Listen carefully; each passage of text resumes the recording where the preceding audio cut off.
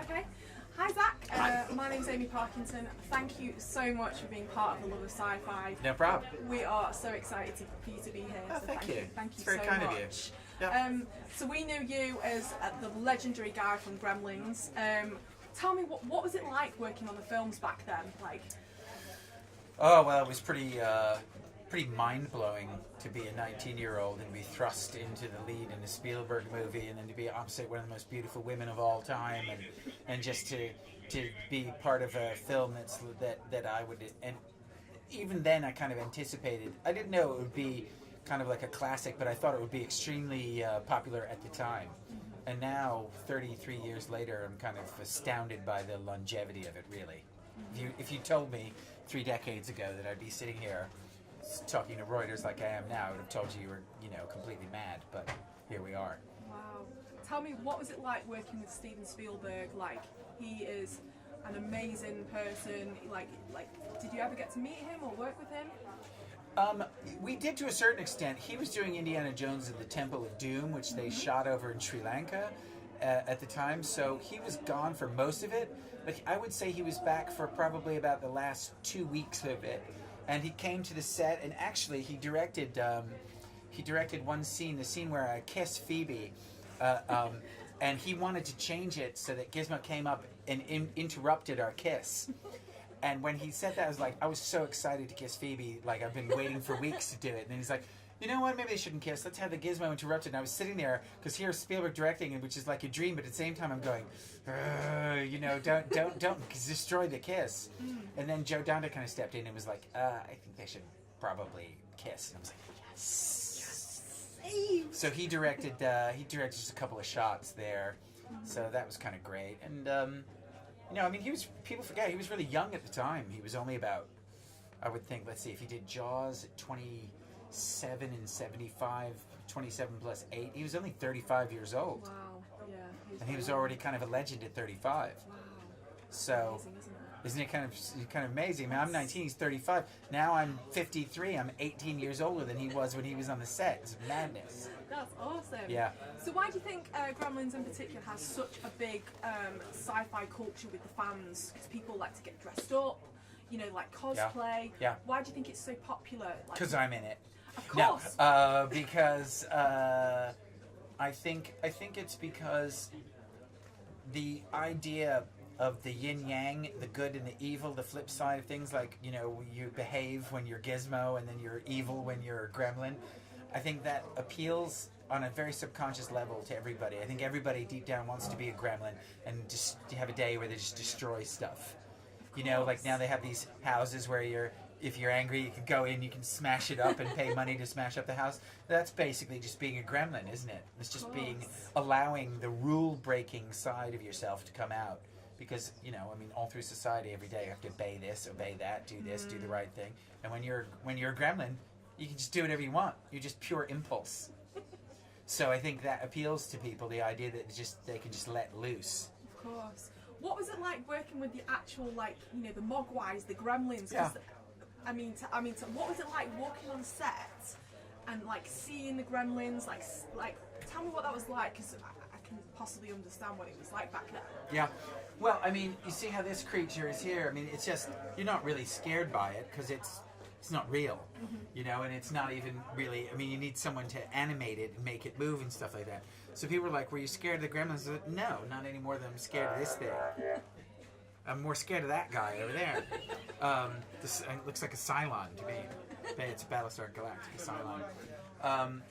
But it was challenging working with the animatronics because it was so complicated and because, quite frankly, they were making it up as they went along. The technology didn't exist at the time. So it was kind of like we were on the edge of the cutting edge of the wave of the technology. So things would fall apart all the time and wouldn't work all the time, and we would just have to do the best we can. But there were plenty of days when we had 6, 7, 8 hour delays. Wow. Oh yeah. Really? Oh yeah. Yeah. It took a long time. It took 4 months to shoot that movie, and then an additional 4 months of just puppets. Tell me quickly, when did you think, when you were a young gentleman, that you wanted to get into acting? When was that point? I was never a young gentleman. I probably wanted to be an actor when I was about 6 or 7. I did like amateur plays and stuff at my high school and camp, and well, I wasn't in high school when I was 6, but you know, at school and at summer camp and stuff like that.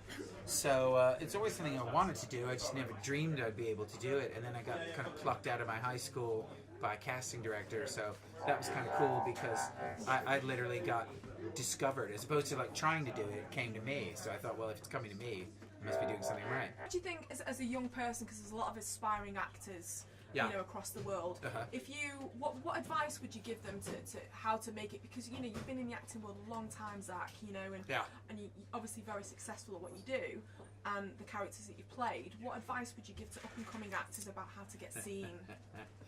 Well, the first thing I would say is, unless you 100% absolutely had to be an actor or your life would end, you shouldn't do it. You should run away from the profession as fast as you can.